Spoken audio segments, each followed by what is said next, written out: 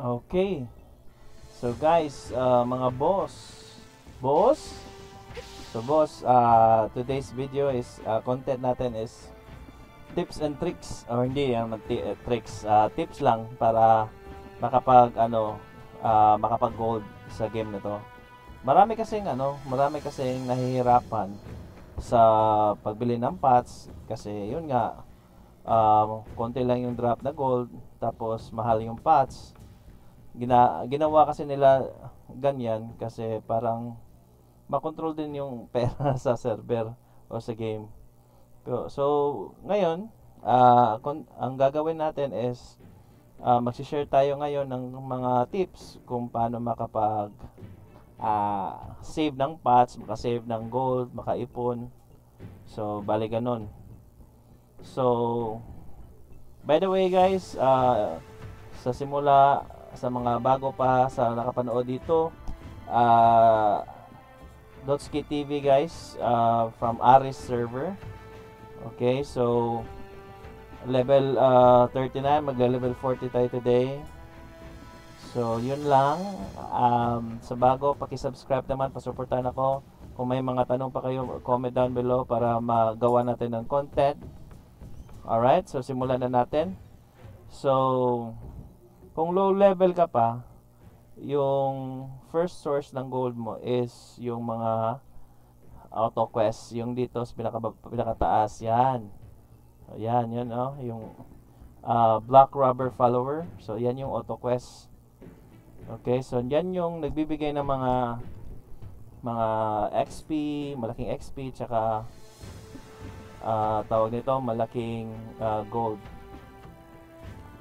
So kung nagsisimula pa lang kayo, gusto nyo makapag-save or gagawa kayo ulit ng bagong karakter, yung gagawin nyo, kung gusto nyo talaga makapag-save ng pots, gold, is pwede kayong mag-bow, mag-puncheon, tsaka int type. Pwede din STR type. Pero maganda yun din yung int type. Tapos yung i-up nyo lang itong mga level na 3 arrow combo. Yung ito, pwede ito, AoE na arrow. Tapos yung int damage lang, fire, tapos puncheon, tapos pwede lightning para mabilisang farming, mabilisang level din. Okay, so again, ito yung mga combo, ito yung mga i-up nyo. Ito pwede din to, especially kapag may giant. So ito, fast farming lang guys, yan. Tapos ito, nakakapag-hit ng multiple targets. Tapos syempre yung passive. So kung gusto nyo mabilis na farming, is dun kayo sa lightning tsaka fire. Alright, tapos pwede na namang i-reset, gagastos lang kayo pag ma-high level na kayo kung ano talaga gusto nyo i-build. So for now, kung habol nyo is pa-level, farm, yun yung magandang build sa bow. Kung sa naman, usually sa nuker or int type, your int type, so pwede din yung puncheon, pwede din yung spear, Yuska, or Bichon na nuker. So Yuska na nuker, Bichon na nuker. Tapos focus lang kayo sa lightning at sa fire. Kasi yung mga nuke niya ito. Yan. Mabilisan ito, AoE na to. AoE damage. Tapos yung sa nuke naman sa multiple damage. Pwede din kayong gumamit ng ito, yung imbue niya, yung Force Thunder. So focus lang kayo sa mga nukes. Pero mas magastos yung sa pots yung nuker compared sa bow. Okay? So yun yung magandang build kung gusto nyo mag-ipon ng gold. Alright? So ano pa? Okay, so drops. So drops guys, for example ito. Yun, mas mataas yung points. Equip natin, palitan natin yan. So for example guys, ito. Isi-sell ko to. Pag may drop kayong mga ganito, ibenta nyo. Kung hindi kung hindi nyo gagamitin or kung sa tingin nyo maganda yung stats niya, pwede nyo ibenta sa market. Yan. So kung titingnan nyo 21,700. So magkaka-gold ganyan. Alright, 21,700. Tapos kapag weapon naman ibebenta nyo, malaki yung bentahan ng weapon. Yun, 58,450. Ito nasa 50,000 din. Yung dalawa, bali 110 na yun. Meron ka na pang pots. Teka, ito, yung bow. Oh, yung bow, mahal. 99,400 na gold na yun kung makakapulot ka nyan. Sa shield naman, shield, 12,000 lang, konti lang. Kasi low level din. Tapos marami pa kayong mga hindi na ibenta nyo din to, yung mga hindi nyo pa kasi gagamitin yung mga elemental. Mas maganda gagamitin yung elemental sa mga 7 degree, 8 degree, yung matataas na degree na para sulit naman. Pero ito, benta nyo dagdag gold din to, yung yung mga ganito. Alright? Yung mga pang elemental, benta nyo, huwag kayong mahiya. So yung current gold ko, kung titingnan nyo sa upper right side, is 1,208 and 1,208, 8,852. Okay, so benta natin din to. Wag mo natin benta yung Glaive, pwede na to benta kasi may spear naman tayo napulot. So magkano na? Nasa 82,350, pwede na. Alright, ito benta nyo dun, tablet. Ito mga tablet, mga level 5, konti pa kasi degree 5 pa kasi yan. Pwede yan, yung mga tablet, basagin nyo, gawin yung stone, yung magiging ganito na siya, yung green. Kita nyo yan, yung umiilaw na kapag na-crack nyo yung tablet. So ngayon makikita nyo 102 na siya yung gold natin na ibebenta. So sell natin. Okay, so yun guys, naging 231,000 yung gold natin. Okay, kasi maraming mga player is nahihirapan sa pagpapats. Yun. Tapos isang tip pa din guys, punta muna tayo doon sa farm, farm natin ngayon. Teka, check muna natin yung pots natin. Alright, konti na lang yung pots natin. Bili muna tayo ng pots para hindi masyadong talo sa biyahe. Okay.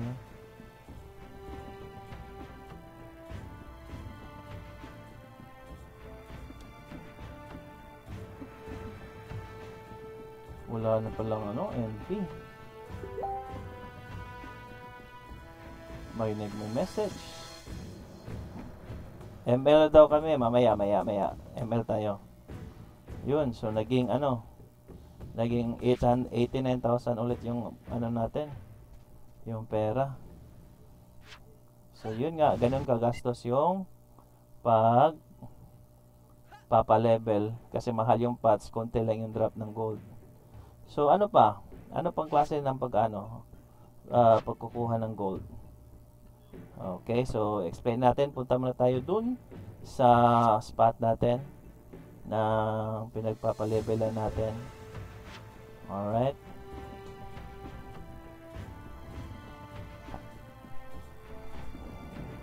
check muna natin. Yung malapit na maglobat. Okay,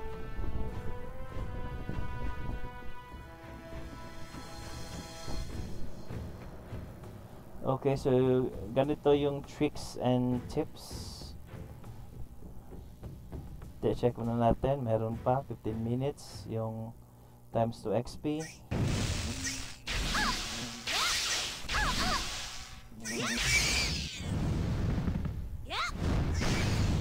Oh, munti ka na, walang laman. Okay. So, 3, wag muna. Huwag muna, summon muna natin yung bear. Dagdag defense din yan. Okay.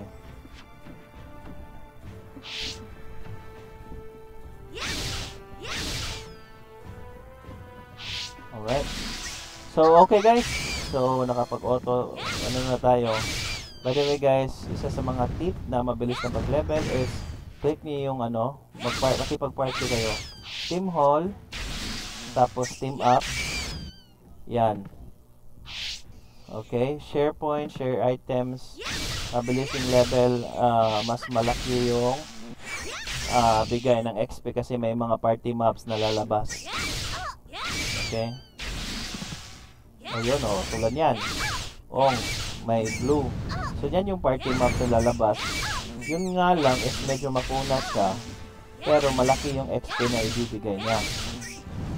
Mas mabilis yung so, mas maganda kapag nagpa-party level ka lang kung medyo malambot yung kalaban. Tulad nito, isang hit na lang, namamatay na.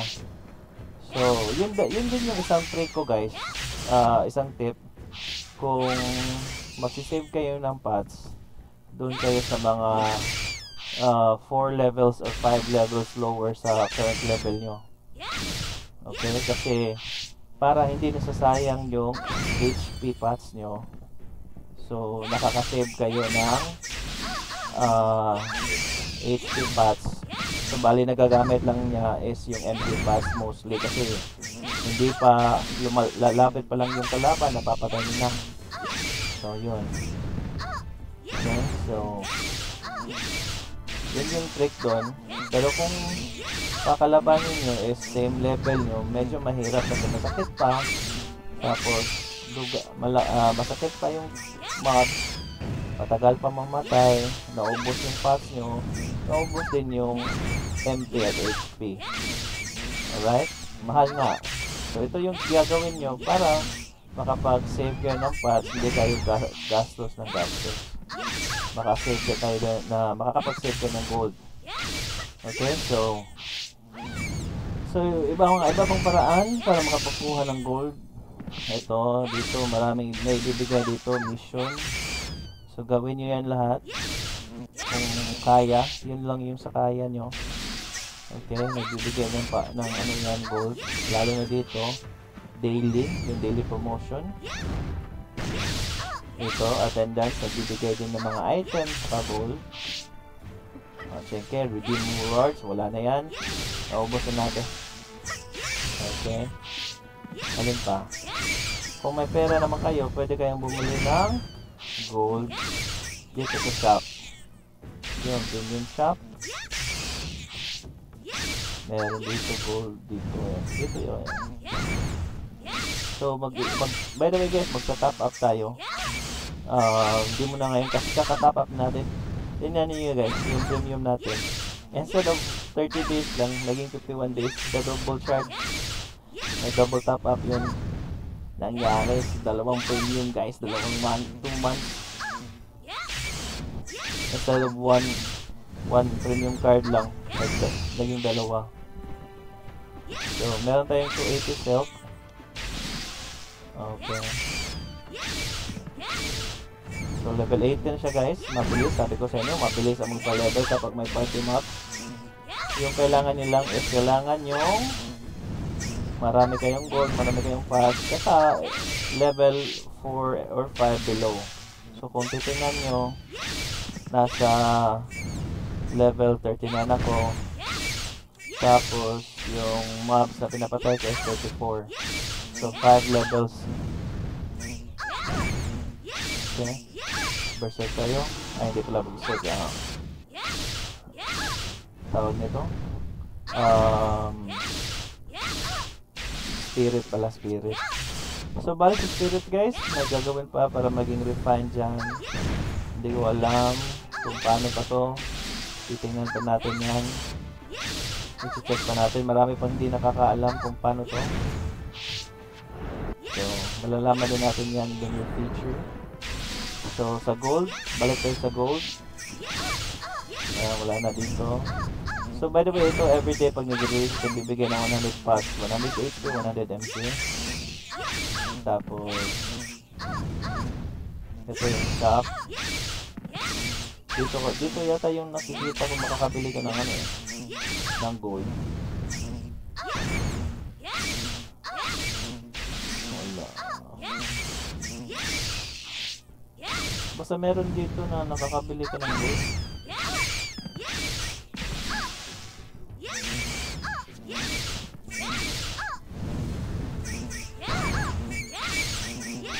Wala. Basta mamaya, next time na yun. Basta yan. Meron kaya, kung may sale ka, pwede kang bumili ng gold na nakalagay sa ano, bag. Okay? So, everyday, meron din tayong activity. Gawin nyo to guys is yung Demon Lock Tower. Kung titingnan nyo, nasa level 93 na ako. Everyday, refresh nyo.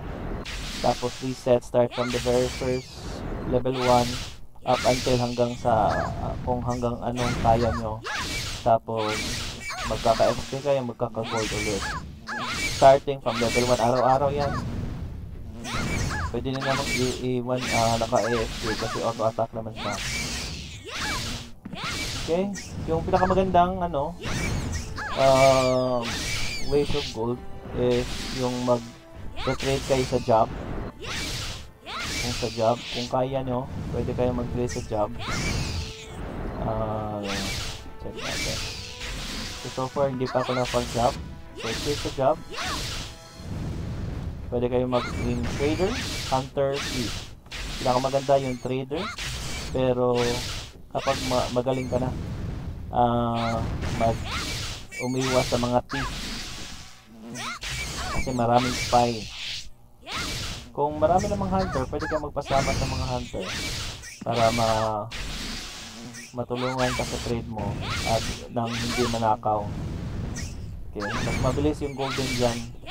Yun nga is pahirapan kasi maraming magnanakaw, maraming thief. Okay. Okay. Medyo talo tayo nito ha.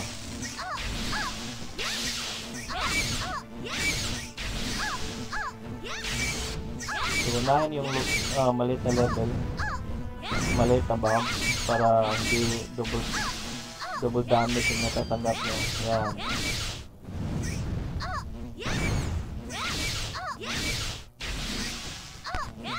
So, kung makikita nyo guys,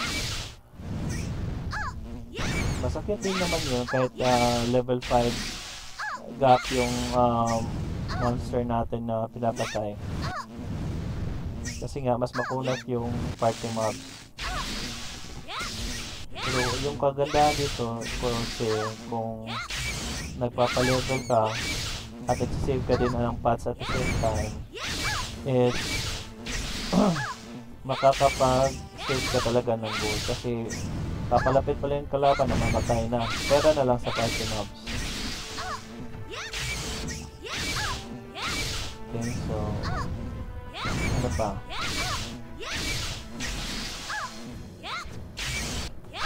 Saan pa tayo pwede makakuha ng gold?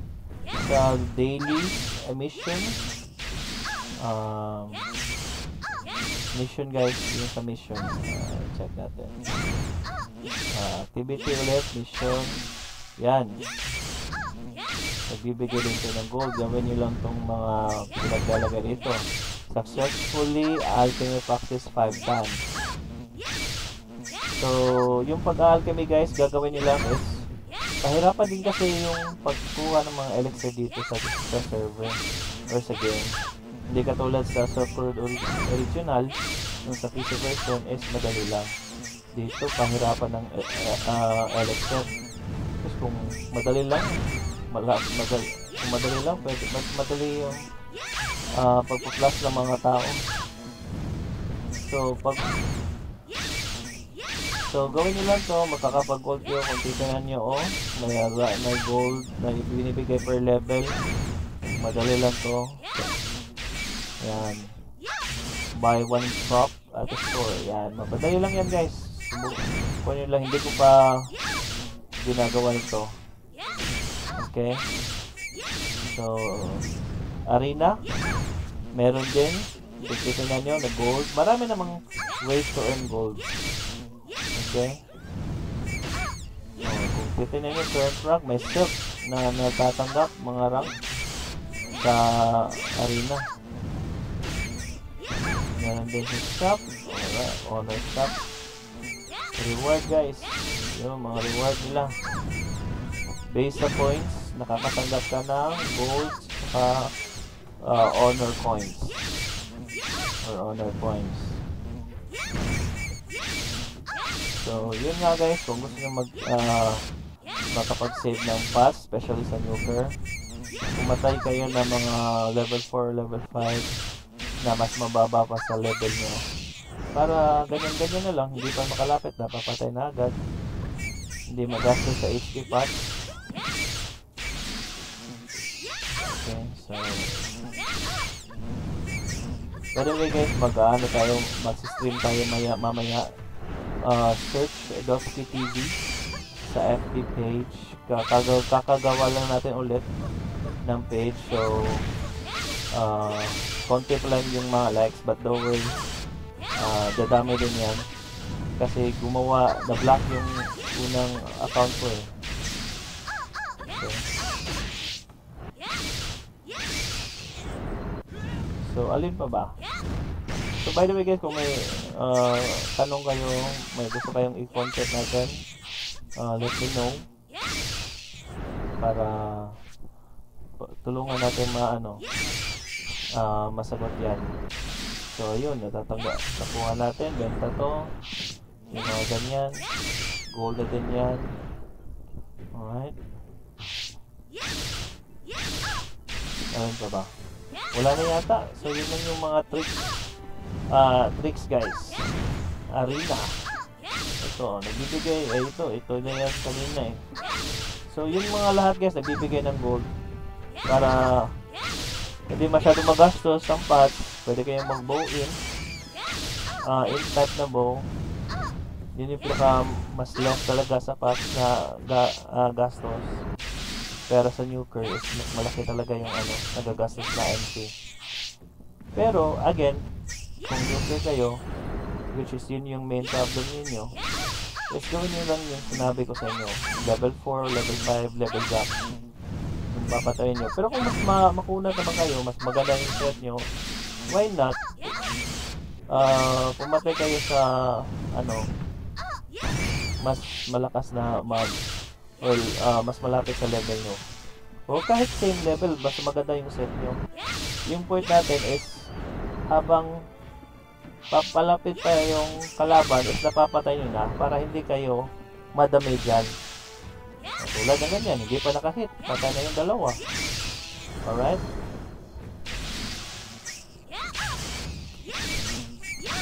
So, ano pa? Okay, so again guys, don't forget to like and subscribe to our YouTube channel. Mag-suporta naman para makapag-share din tayo sa iba, makatulong sa mga ibang player na bago pa sa Silk Road. So, katulad ko, since sa simula pa ko ng Silk Road, OG player, since from the start, pero medyo nababaguhan sa mobile na Silk Road kasi marami din silang binago, parang inadapt nila sa mobile na features katulad nito auto quest. Okay, so thank you at punta tayo sa next content video na naman.